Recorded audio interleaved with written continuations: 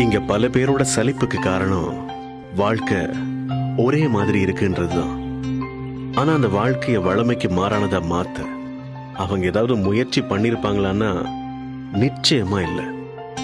குறைஞ்சபட்சம் அவங்க ஆபீஸ் போறதுக்கான பஸ் ரூட்டை கூட மாத்திருக்க மாட்டாங்க.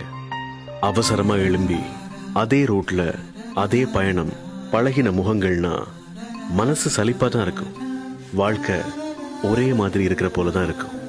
ஒரு நாள் கொஞ்சம் நேரத்தோட எழுமுங்க. நீங்க வழக்கமா போற ரூட்ல போகாம புதுசா ஒரு ரூட்ல போய் பாருங்க. புதுசா பூக்கடை, புதுசா மனுஷங்க, புதுசா ஒரு பயண அனுபவம்னு அந்த நாளே உங்களுக்கு புதுசா தான் இருக்கும். ட்ரை பண்ணி பாருங்க. வேரை அறுத்தாலும் மரங்கள் வெறுப்பை உமிழ்வதில்லை. அறுத்த நதியின் மேல் மரங்கள் ஆனந்த பூச்சொரியும். தாமரை பூவாய் மாறேனோ ஜென்ம